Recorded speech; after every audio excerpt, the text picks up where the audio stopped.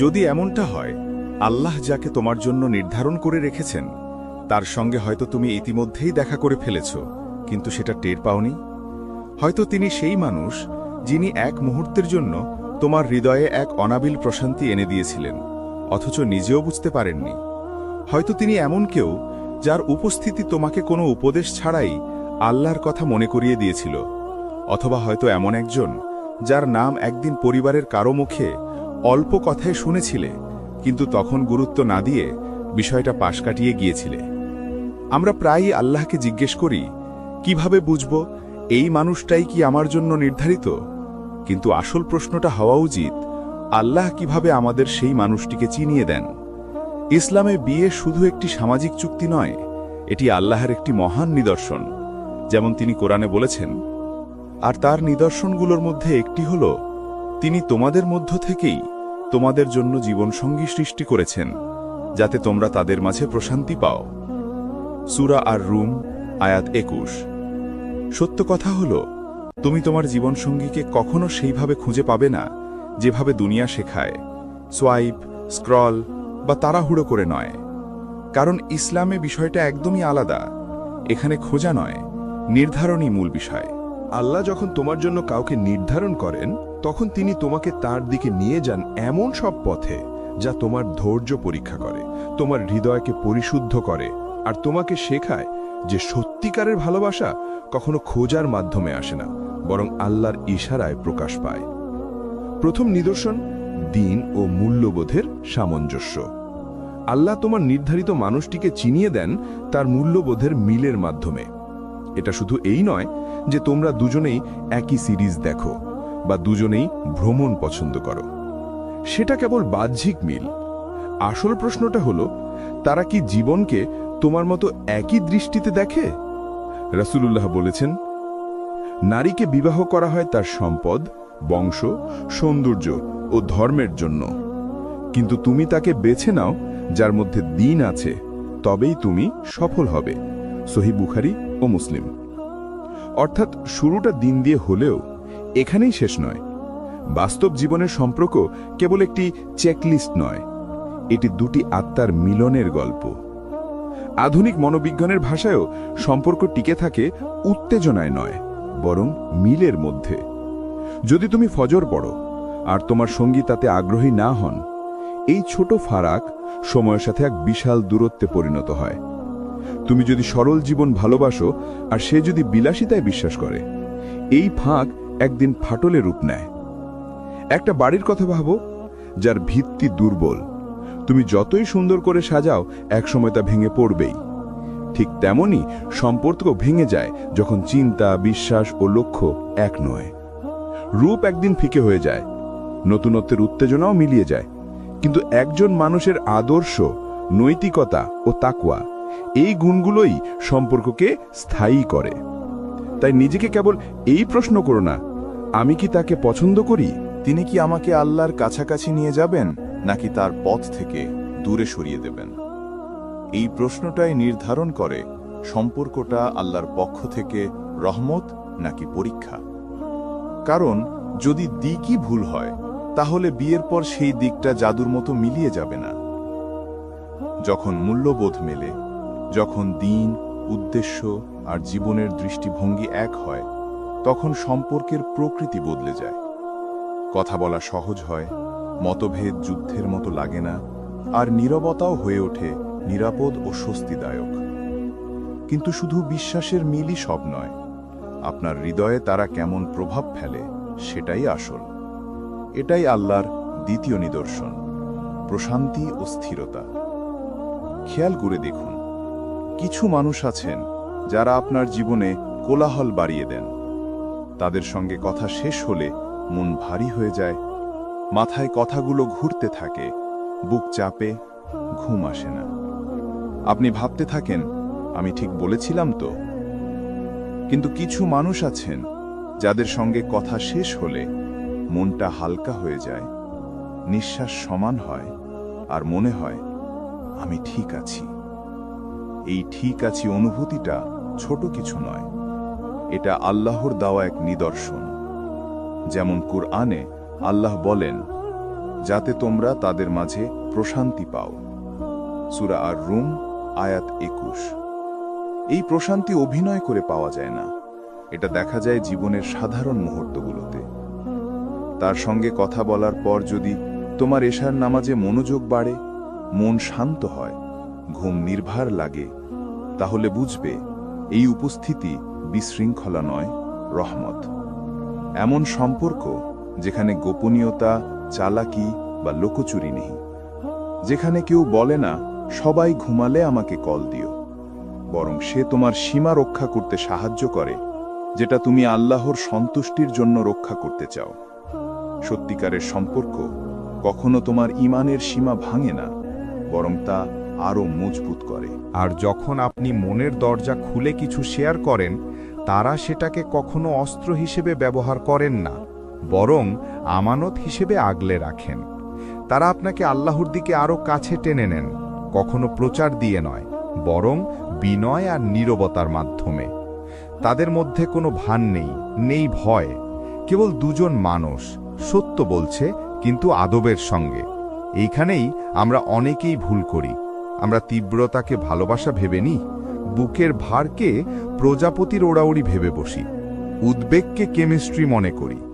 কিন্তু ভালোবাসার আসল নিদর্শন তীব্রতা নয়, বরং করুণা, স্থিরতা আর নিরাপত্তা।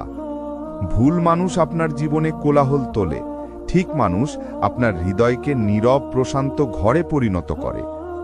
এই সপ্তাহে একবার পরীক্ষা করে দেখুন, কারো সঙ্গে কথা বলার পর আপনার সালাত আরও মনোযোগী হয় কিনা, আপনার বুক হালকা লাগে কিনা, আপনি শান্তিতে আছেন নাকি বিভ্রান্তিতে। মনে রাখবেন, আল্লাহ প্রদত্ত প্রশান্তি কখনো অন্ধকারে লুকিয়ে থাকে না, এটা দিনের আলোয় বেড়ে ওঠে, সীমার মধ্যে বিকশিত হয়। যদি কোনো শান্তি কেবল রাত দুটোর গোপন কথায় টিকে থাকে, সেটা প্রশান্তি নয়, সেটি সাময়িক স্বস্তি, যার সময় শেষ হয়ে যাবে। কিন্তু যে শান্তি সীমার মধ্যেও টিকে থাকে, যা পরিবার উপস্থিত থাকলেও হারায় না, যা আপনাকে দৃঢ় রাখে, সেটিই আল্লাহর নিদর্শন। যখন আল্লাহ কাউকে আপনার জন্য নির্ধারণ করেন, তখন সেই ভালোবাসা আপনাকে তার থেকে দূরে সরিয়ে দেয় না, বরং সেই ভালোবাসার মাধ্যমেই আপনি আরও বেশি করে আল্লাহর কাছাকাছি ফিরে আসেন। ভালোবাসাটা তখন নোঙনের মতো হয়, যে নোঙর নৌকাকে ভাসিয়ে দেয় না, বরং দৃঢ়ভাবে স্থির রাখে। তেমনি আল্লাহর দেওয়া ভালোবাসাও আপনাকে ভাসিয়ে দেয় না, বরং ধীরে শান্তভাবে স্থিরতার সঙ্গে আপনাকে তার কাছেই ফিরিয়ে আনে। এটাই তৃতীয় নিদর্শন, খোলা ও বন্ধ দরজার পরীক্ষা। এই পথে সবচেয়ে কঠিন পরীক্ষাগুলোর একটি হল মানসিক পরীক্ষা। মনে হয় আপনি ঠিক মানুষটিকেই খুঁজে পেয়েছেন, সব কিছু সুন্দরভাবে এগোচ্ছে, আর হঠাৎই এক দরজা জোরে বন্ধ হয়ে যায়। হয়তো কোনো অভিভাবক না বলেন, হয়তো কথোপকথন বন্ধ হয়ে যায়, হয়তো এমন কিছু ঘটে যা আপনি কখনো ভাবেননি। মনে হয় আল্লাহ যেন আপনাকে আবার শুরুর জায়গায় ফিরিয়ে দিয়েছেন, কিন্তু ঠিক তখনই আরেক দরজা খুলে যায়। কখনো কেউ নতুন আসে, কোনো প্রস্তাব আসে, অথবা এমন এক পথ খুলে যায় যা আগে আপনি দেখেননি। তখন মনে হয় হৃদয়টা যেন টানাপোড়েনের মাঝে আটকে গেছে। আশা আর হতাশার মাঝে, ধৈর্য আর বিরক্তির মধ্যে দোল খাচ্ছে মন। এই খোলা বন্ধ দরজার চক্রটাই আসলে আপনার ভেতরের দৃঢ়তা পরীক্ষা করে। সেই সময় মনে রাখতে হবে, প্রত্যেকটি বন্ধ দরজা মানে প্রত্যাখ্যান নয়, বরং সেটা এক প্রকার সুরক্ষা। কখনো আল্লাহ আপনাকে এমন ক্ষতি থেকে ফিরিয়ে দেন যা আপনি নিজেই বুঝতে পারেন না। আর প্রতিটি খোলা দরজাও সবসময় শেষ গন্তব্য নয়। কিছু দরজা খোলে আপনাকে ধৈর্য শেখানোর জন্য, দেখার জন্য আপনি কি সীমা রক্ষা করতে পারেন, আপনি কি নিজের প্রবৃত্তির চেয়ে আল্লাহর উপর ভরসা রাখতে পারেন। এই থেমে যাওয়া আর আবার চলতে শুরু করার সময়টা বাহ্যিকভাবে অন্যায় মনে হয়, কষ্ট লাগে, কিন্তু বাস্তবে সেটাই এক নিদর্শন যে আল্লাহ নিজেই সেই প্রক্রিয়ায় যুক্ত আছেন। কারণ যিনি সত্যিই আপনার জন্য নির্ধারিত, তাকে ধরে রাখতে আপনাকে গোপনভাবে পিছু নিতে বা কেঁদে কেঁদে ভাঙা হৃদয় নিয়ে পড়তে হবে না। যাকে আল্লাহ আপনার জন্য লিখে রেখেছেন, তিনি আপনার কাছেই থাকবেন যখন সব পরীক্ষার সময় শেষ হবে। নিদর্শন, অন্যদের মাধ্যমে প্রতিফলনের পরীক্ষা। এটা খুব সূক্ষ্ম, এটা এমন এক ধারণা যেখানে আপনি নিজের চিন্তাভাবনা, বিশ্বাস আর মূল্যবোধকে অন্যদের আচরণ, প্রতিক্রিয়া আর দৃষ্টিভঙ্গির মাধ্যমে দেখতে পান।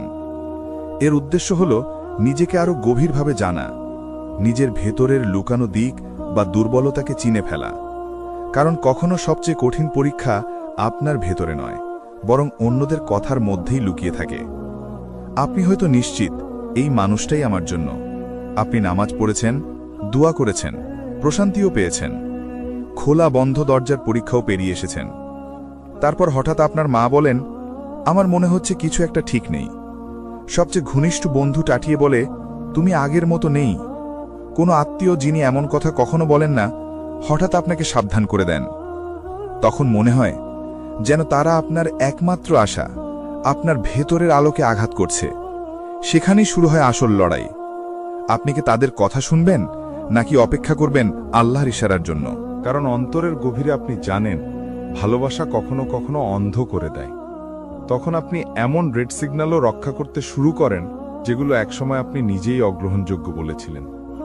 নিজেকে এমন জায়গায় খুঁজে পান যেখানে সত্যের বদলে মিথ্যা বলতে হচ্ছে, সেই সীমা রক্ষার জন্য যেটাকে একসময় আপনি হারাম বলে জানতেন। আর তখন আপনি নিজেকে বোঝাতে থাকেন, তোমরা বুঝবে না, এবারটা আলাগা। কিন্তু হয়তো সত্যটা উল্টো, হয়তো তারাই আসলে ঠিক বুঝছে।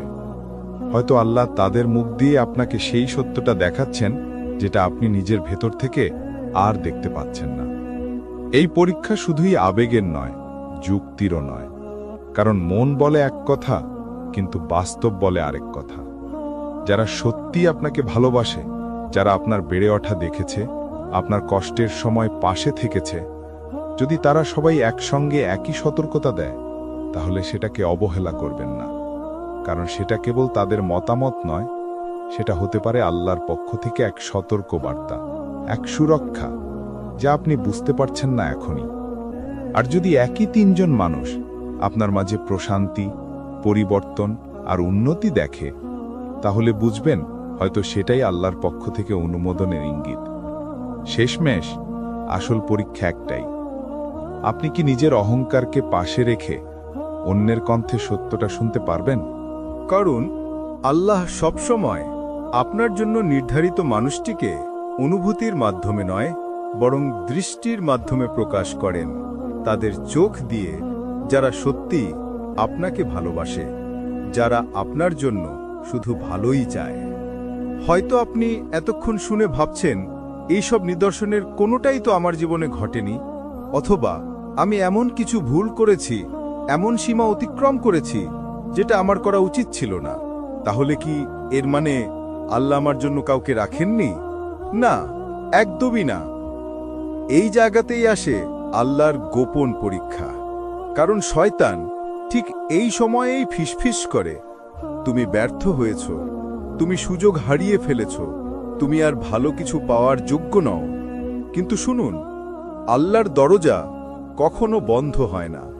আপনি যদি এখনো সেই নিদর্শনগুলো না দেখে থাকেন, তাহলে এর মানে এই নয় যে আল্লাহ আপনাকে ভুলে গেছেন, বরং এর মানে তিনি এখনো আপনাকে সুরক্ষিত রাখছেন ঠিক সময় পর্যন্ত।